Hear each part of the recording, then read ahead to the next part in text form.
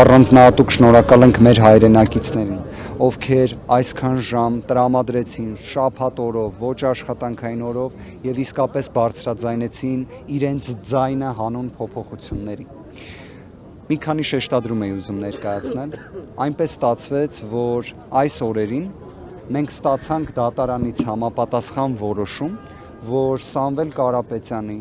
ապօրինի քրեական վարույթի վերաբերյալ առաջին դատական նիստը տեղի է ունենալու ապրիլի 15-ին ժամը 10:30-ին։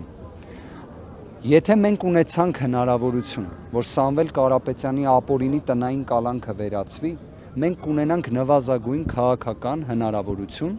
Սամվել Կարապետյանի կողմից մասնակցելու ուժեղ Հայաստան դաշինքի ցուցակի ձևավորմանը։ Մենք նախապես հայտարարել էինք, որ այսօր նաև ամբողջական ցուցակն է ներկայացվելու, բայց քանի որ դրան հաջորդեց այն իրադարձությունը, որ մենք ապրիլի 15-ին դատական նիստ ենք ունենալու, իսկ որ պատկերացնեք ժողովրդավարական նույնիսկ նվազագույն երաշխիքների պահպանմամբ երկրում չի կարող քաղաքական հայտ ներկայացրած կուսակցության նախագահը հնարավորություն չունենա շփվելու հարցազրույց ունենալու նախընտրական ցուցակի ներկայացուցիչների, թեկնածուների հետ։ Հայաստանում այսօր այդ իրավիճակը ունենք, բայց քանի որ դեռ ժամանակ կա, այն է մինչև ապրիլի 23-ն է ԿԸՀ ցուցակներ ներկայացնելու ժամանակահատվածը, մենք իսկապես հույս ունենք, որ այդ հնարավորությունից կկարողանանք օգտվել։ Այդ իսկ պատճառով այսօր ամբողջական ցուցակի վերաբերյալ տվյալները չներկայացվեցին մեր հանրությանը, մեր հայրենակիցներին։ Մի կարևոր շեշտադրում էլ ասեմ, նախկինում մշտապես Սամվել Կարապետյանի խափանման միջոցի վերաբերյալ դատական նիստերին մեր հայրենակիցները իրենց աջակցությունն էին ցուցաբերում, ներկա էին գտնվում դատարանի հարակից տարածքում, ինչը չափազանց կարևոր էր։ Այսինքն Թբիլիսյան խճուղի հասցեում գտնվող հակակոռուպցիոն դատարանում միշտ մեր հայրենակիցների ներկայությունը եղել է։ Սա եւս մի առիթ էր իմ երախտագիտությունը, մեր երախտագիտությունը բոլորի Կարապետյանների, նաև հենց ուժեղ Հայաստանի երախտագիտության խոսքը ընդգծելու եւ եւս մեկ անգամ նշելու, որ ապրիլի 15-ին ժամը 10:30-ին կրկին նույն հասցեում, նույն հակակոռուպցիոն դատարանում տեղի է ունենալու Սամվել Կարապետյանին վերաբերող ապօրինի քրեական վարույթի քաղաքական հետապնդման առաջին դատական նիստը, որի շրջանակներում միանշանակ է նաև, կարող եմ այդ կանխատեսումը անեմ, մենք կունենանք հնարավորություն խափանման միջոցի հարցի քննարկման։ Չենք ունեցել մակագրվելուց հետո խոսել, գործը մակագրվել է Դատավոր Դոլմազյանին։ Գիտեք, ես հատուկ հիմա առանձին ակնկալիք չեմ նշի, ես պարզապես մի բան կնշեմ, նվազագույն իրավական երաշխիքի գործարկման պայմաններում, երաշխավորման պայմաններում տնային կալանքը րոպե շուտ պետք է վերացվի։ Առհասարակ այս քրեական վարույթը պետք է դադարեցվեր, բայց քաղաքական հետապնդումը այնպիսի մի հրեշավոր կենդանի է, որ այդքան հեշտ չի ստացվում դրա դադարեցումը, բայց առնվազն տնային կալանքը որպես խափանման միջոց պետք է վերացվի։ Եթե չի վերացվում, ապա եկեք արձանագրենք, որ իսկապես ժողովրդավարությունը ոչ թե քայքայված է Հայաստանում, այլ ընդհանրապես ոչնչացման ճանապարհին է։ Չի կարող իրավիճակ լինել, որ քաղաքական հայտ ներկայացրած կուսակցության նախագահ 10 ամիս լինելով կալանավորված, գործը գտնվելով այլևս դատարանում, այսինքն նախաքննությունը ավարտվել է, չի կարող չէ որևէ ռիսկ լինել, այդ պայմաններում իր խափանման միջոցի ինտենսիվությունը պահպանվի, այսինքն սա դասագրքային ճշմարտություններ են, սա ոչ թե սուբյեկտիվ գնահատողական դատողություններ են։ Եվ պարոն Վարդանյան, այսօրվա մասին ինչ տպավորություններ ստացաք, արդյոք այսպես արդարացրեցին սպասելիքները։ Ես պարզապես կարծում եմ նաև թիմակիցների անունից ուզում եմ փոխանցել մեր երախտիկի խոսքը, մեր շնորհակալությունը մեր հայրենակիցներին, իրենց թե աջակցության, իրենց թե խոսքի համար, իրենց ուժի համար եւ իրենց աջակցության համար ուժեղ Հայաստան։ Վարդանյան իշխանության ներկայացուցիչներն ասում են, պատասխանում են, ասում են, որ մենք չենք վախենում Սամվել Կարապետյանից։ Ինչ պատասխանում եք։ Բանտրական օրենսգրքում ինչի փոփոխություն արեցին Սամվել Կարապետյան անուն, ազգանունը չօգտագործելու համար։ Իդեպ դա նույնիսկ այն օրը ասում էինք ազգային ժողովի մոտ, որ ուժեղ չվախեցող կեցվածքը նա է, որ օրինակ ասեին, մենք հրաժարվում ենք այդ փոփոխությունից։ Իդեպ իրենք հենց ընդունում էին, որ դա անում են հենց Սամվել Կարապետյան անունը, որ չլինի համապատասխան ԿԸՀ փաստաթղթեր ներկայացնելու գործընթացում։ Լավ, ինչի համար։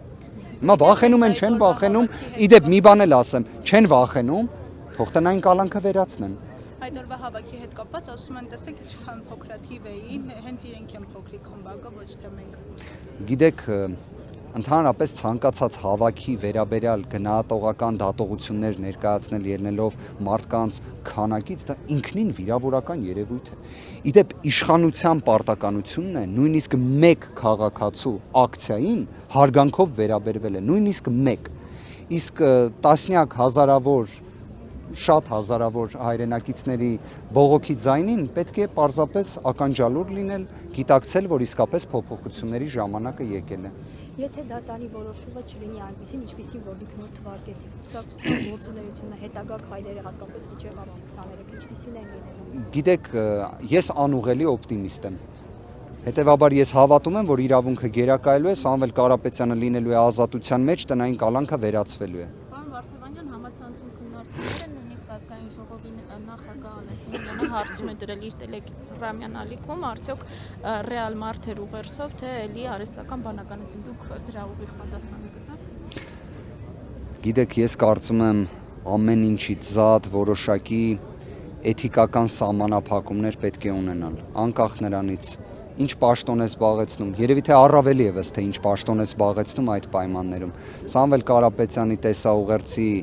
ձայնագրմանը, նկարահանմանը ես ինքս ներկա եմ գտնվել եւ կարծում եմ մեր հանրությունը իսկապես սպասում էր իր խոսքին։ Եվ պարոն Վարդևանյան, Լսում եմ, պարոն Կիրակոսյան։ Հստայելի թիմակից համարում եք, թե ոչ։ Մենք ենք համարում, պարոն Կիրակոսյան։ Պարոն Կիրակոսյան, մենք խոսում էինք էթիկական հարցերից եւ այլն, դուք ինձ նման հարց եք տալիս։ Մոտ 1-2 տարի առաջ Քոչարյանի թիմում եք, հիմա այլ քաղաք։ 2000, շատ լավ, պատասխանեմ ձեր հարցին։ 2022 թվականի նոյեմբեր ամսին ներկայացրել եմ հրաժարականս պատգամավորական մանդատից եւ դուրս եմ եկել ակտիվ քաղաքականությունից։ Այսօր իդեպ այդ միտքը ուզում էի ասել, լավ առիթ էր, հիմա ներկայացնեմ։ Անկեղծորեն եմ ասում, եթե ինքս իմ մեջ փորձում էի վերլուծել, արդյոք ուզում եմ կրկին վերադառնալ քաղաքականություն, չէի ուզում։ Բայց կարծում եմ նաև այս իրավիճակում որևէ մեկը չի կարող պարզապես կողքից հետևել իրադարձություններին, իրավիճակին, երբ մենք տեսնում ենք Հայաստանի Հանրապետության առջև ինչ մարտահրավերներ են կանգնած։ Քաղաքական որևէ թիմի անդամ վերջին 4 տարիների ընթացքում չեմ եղել։ Ստացել եմ առաջարկ ուժեղ Հայաստան կուսակցության նախագահի կողմից։ Ընդունել եմ այդ առաջարկը, պատիվ եմ համարում լինելու մասը այսպիսի ուժեղ տաղանդավոր թիմի, այն ներկայացուցիչների, որոնք 10 ամիս ամենախայտառակ ապօրինի քաղաքական հետապնդման պայմաններում ոչ թե վախեցել են, այլ իրենց ձայնը բարձրաձայնել են։ Երբ մարդիկ պարզապես խոսքի համար Հայաստանում կալանավորվում են, իմ թիմակիցները դրանից չեն վախեցել, այլ իրենց ձայնը բարձրաձայնել են։ Իսկ ընդհանրապես այլ հետևություններ անելու համար, պարոն Կիրակոսյան, ես իմ կյանքի ընթացքում գործողությունների համար, արարքների համար երբեք չեմ հրաժարվում, դրանք բոլորը կատարել եմ պատվով, հիմա էլ գլուխս բավականին բարձր է։ Հնարավոր է, որ 2 տարի էլ օրինակ ուժեղ Հայաստանում լինեք պատգամավոր, հետո մանդատից հրաժարվեք, մենակ այլ քաղաքական թիմ։ Ազգային դարերին լքեք օրինակ։ Պարոն Կիրակոսյան, ես ձեզ մաղթում եմ լավ տրամադրություն եւ հուսով եմ մենք ավելի լավ թեմաների շուրջ կկարողանանք խոսել փոխադարձ հարգանքի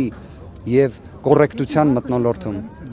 Ես էլ կարծում եմ ձեզ շատ հարգալից պատասխանեցի։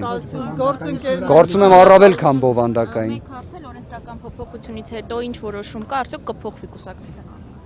Եկեք մի քանի օր սպասենք եւ դրա վերաբերյալ բոլոր պատասխանները կունենաք, որովհետեւ իդեպ իրավական առումով առնվազն հետադարձ ուժի արգելքի տեսանկյունից չէր կարող ընդհանրապես այս մեխանիզմը գործել, բայց կապրենք կտեսնենք։ Մի փոքր սպասենք։